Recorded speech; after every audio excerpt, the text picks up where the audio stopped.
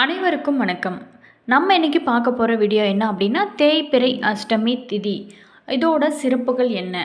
இந்த நாளில் நம்ம கால பைரவரை வழிபடும் ஒரு சிறப்பு வாய்ந்த ஒரு நாள். திதி மற்றும் நேரம். இந்த தேய்பிறை திதியில் நம்ம என்னென்ன வழிபாடுகள் செய்யலாம்? அற்புதம் நிறைந்த இந்த ஆவணி மாதம் செப்டம்பர் 14, 2025 அன்று வரும் தேய்பிறை அஷ்டமி திதி கால பைரவரை வழிபடும் ஒரு சிறப்பு வாய்ந்த நாளுங்க. இந்த திதி நேரத்தில் நம்ம எப்படிப்பட்ட வழிபாடுகள் செய்யலாம், இப்படி நம்ம வழிபாடுகள் செய்வதனால கிடைக்கும் பலன்கள் என்ன அப்படிங்கிறத பற்றி தான் இந்த பதிவின் மூலமாக நம்ம பார்க்க போகிறோம். வீடியோவை ஸ்கிப் பண்ணாமல் முழுமையாக பாருங்கள். இது நிச்சயமாக உங்களுக்கு பயனுள்ள ஒரு தகவல்களை கொடுக்கும். வீடியோ பிடிச்சிருந்தால் லைக் பண்ணுங்கள், கமெண்ட் பண்ணுங்கள், ஷேர் பண்ணுங்கள். இதே போல் தகவலை நீங்கள் தெரிஞ்சுக்கணும் அப்படின்னாலும் மறக்காமல் சப்ஸ்கிரைப் பண்ணிட்டு கூடவே இருக்க பெல் ஐக்கானையுமே ப்ரெஸ் பண்ணிட்டு வாங்க வீடியோக்குள்ளே போகலாம். இந்து பஞ்சாங்கத்தில் அஷ்டமி திதி மிகவும் முக்கியம் வாய்ந்த ஒரு நாளாக சொல்லப்படுது. இந்த புனித நாளில் அம்மன், கிருஷ்ணர் மற்றும் காலபைரவர் போன்ற தெய்வங்களை வழிபடுவது ஆன்மீக பலன்களை நமக்கு முழுமையாக கொடுக்கும். குறிப்பாகவே காலபைரவருக்கு அர்ப்பணிக்கப்பட்ட இந்த அஷ்டமி திதியில் சிறப்பு பூஜைகள், அபிஷேகங்கள் மற்றும் மந்திரங்கள் மூலம் தைரியம், தன்னம்பிக்கை மற்றும் தீய சக்திகளிலிருந்து நம்மை முழுமையாக பாதுகாத்து கொள்ளலாங்க. வளர்பிறை மற்றும் தேய்பிறை அஷ்டமி தினங்கள் இரண்டுமே ஆன்மீக சக்தி மிக்கது அப்படின்னே சொல்லலாம். இந்த நாளில் விரதம் இருந்து இறைவனை வணங்குவதன் மூலம் வாழ்க்கையில் செல்வம், சுகம் மற்றும் வெற்றி அனைத்துமே பெறலாம்ங்க. இந்த 2025ஆம் ஆண்டிற்கான தேய்பிறை அஷ்டமி பார்த்திங்களா, இந்த அற்புதம் நிறைந்த செப்டம்பர் மாதத்தில் 14/9/2025 அன்று வரக்கூடிய தேய்பிறை அஷ்டமி திதி பார்த்திங்களா, ஞாயிற்றுக்கிழமை காலையில் 9:15 முதல் செப்டம்பர் 15 காலை 7:01 வரைக்குமே இந்த திதியானது இருக்கிறதுங்க. இந்த நாட்களில் நீங்கள் வழிபாடுகள் இந்த டைமில் நீங்கள் செய்வதனால பல்வேறான மாற்றத்தையும் ஏற்றத்தையும் உங்களோட வாழ்க்கையில் கொடுக்கும். காலபைரவர் அருளால் எல்லாமே உங்களுக்கு நினைத்தது எல்லாமே நடக்கும் அப்படின்னு கூட சொல்லப்படுது. தீராத கஷ்டங்கள் எல்லாமே தீர காலபைரவரை தேய்பிறை அஷ்டமியில் இப்படி வழிபட்டு வந்தாலே உங்களோட வாழ்க்கையில் பல்வேறான மாற்றம் ஏற்படுங்க.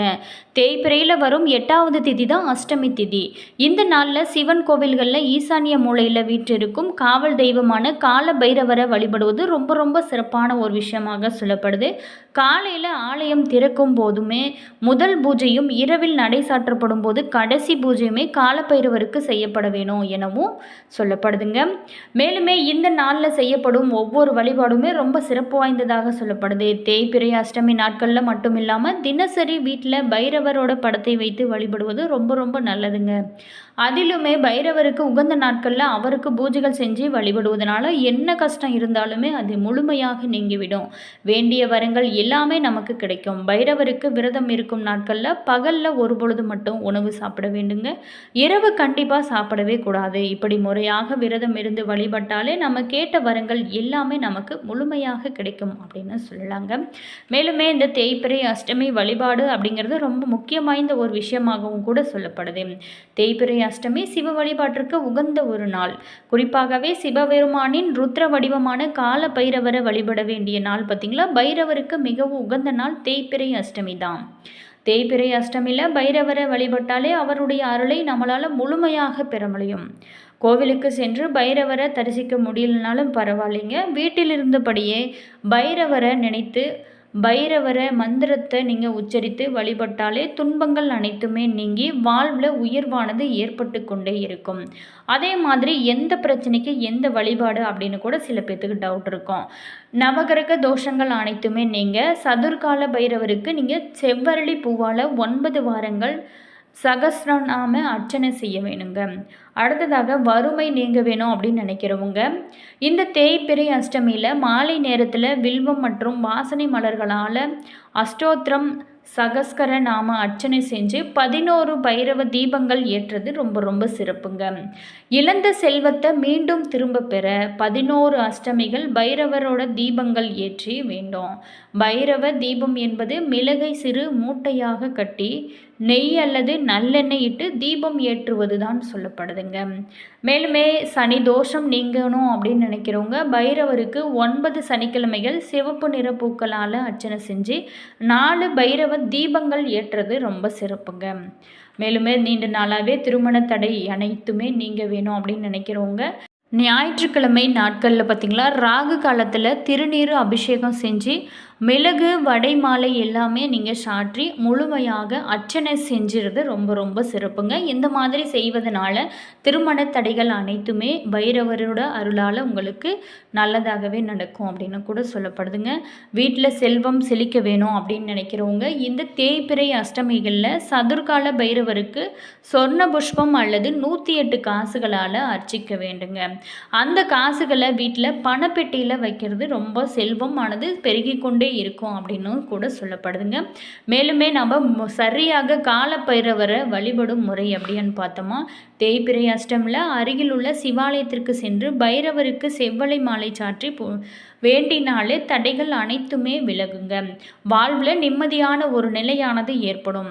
மேலுமே பைரவருக்கு மிளகு கலந்த சாதம் மற்றும் தயிர் சாதம் நைவேத்தியமாக நீங்கள் செஞ்சு வைப்பது ரொம்ப ரொம்ப சிறப்புங்க. பைரவருக்கு வடைமாலை சாற்றி வேண்டிக் கொண்டாலே வழக்கு முதலான சிக்கல்களில் இருந்தும் பிரச்சனைகளில் இருந்துமே நல்ல ஒரு தீர்வு கிடைக்கும். ஸ்ரீ பைரவரை வணங்குறதுனால வறுமை மற்றும் பகைவர்களோட தொல்லையுமே முழுமையாக நீங்கும். மேலுமே வியாபாரத்தில் நல்ல ஒரு முன்னேற்றம் இருக்கணும் அப்படின்னு நினைக்கிறவங்க, தன லாபம் எல்லாமே கிடைக்க வேணும் அப்படின்னு நினைக்கிறவங்களும் அஷ்டம ஐஸ்வர்யங்களுமே கிடைக்கிறதுக்கு இந்த பைரவர் வழிபாடு ரொம்ப ரொம்ப உகந்ததுங்க. மேலுமே பைரவருக்கு மிளகு கலந்த அன்னம் மற்றும் வடையை நைவேத்தியமாக நீங்கள் வைத்து படைக்கிறதுனாலே நல்ல ஒரு நம்மளுடைய வாழ்க்கையில் முன்னேற்றம் கிடைக்கும். அனுமனுக்கு வடைமாலை சாற்றுவது போல பைரவருக்கும் கூட வடமாலை சாற்றி வழிபடுவது கூடுதலான ஒரு பலன்களை உங்களுக்கு கொடுக்குங்க. மேலுமே பஞ்சதீப எண்ணெய் வழிபாடு செய்வது இன்னும் நல்ல ஒரு சிறப்பை கொடுக்கும். இலுப்பை எண்ணெய், விளக்கெண்ணெய், தேங்காய் எண்ணெய், நல்லெண்ணெய், பசு நெய் ஆகியவற்றை நீங்கள் தனித்தனியாக அகல் விளக்கில் ஊற்றி 5 தீபங்கள் ஏற்றி வழிபட்டாலே நினைத்த காரியங்கள் எல்லாமே நிறைவேறும். மேலுமே குழந்தை பாக்கியம் கிடைக்க வேணும் அப்படின்னு நினைக்கிறவங்க இந்த 6 தேய்பிறை அஷ்டமிகளில் சிவப்பு அரளிப்பூக்களால் பைரவரை அர்ச்சனை செஞ்சு ஏழை குழந்தைகளுக்கு அன்னதானம் செஞ்சு வழிபட்டாலே குழந்தை பாக்கியம் கிடைக்கும் என்பதும் ஐதீகமாகவும் சொல்லப்படுதுங்க. கால பைரவரை வழிபட கிடைக்கும் பல நன்மைகள் சொல்லிக்கொண்டே போகலாங்க. கால பைரவரை வழிபட்டாலே தர வேண்டிய கடனாக வாங்கிய பணத்தை திரும்பி கொடுக்கும் சூழ்நிலை உருவாகி விடுங்க. எவ்வளவு பெரிய கடனாக இருந்தாலும் சரிங்க, அது எல்லாமே தீர்ந்துவிடும். வயதானவங்களுக்கு நோயினால் உண்டான உபாதைகள் அனைத்துமே தீரும் பைரவரோட அருளால். சனியினோட தாக்கமே தீருங்க. வேலை பார்க்குறவங்களுக்கு சம்பள உயர்வு உண்டாகும். தொழில் செய்கிறவங்களுக்கு நல்ல ஒரு வருமானமானது அதிகரித்து கொண்டே இருக்கும். பணம் சார்ந்த பிரச்சனைகளானது உங்களுக்கு தீர ஆரம்பிக்கும். எதிரிகளோட தொல்லையுமே குறைய ஆரம்பிக்கும். தீய சக்திகளால் ஏற்படும் தொல்லைகள் பாதிப்புகள் அனைத்துமே இந்த பைரவரோட அருளால் நீங்கள் வழிபட்டு வந்தாலே நல்ல ஒரு முன்னேற்றம் கிடைக்கும் அப்படின்னு சொல்லப்படுது.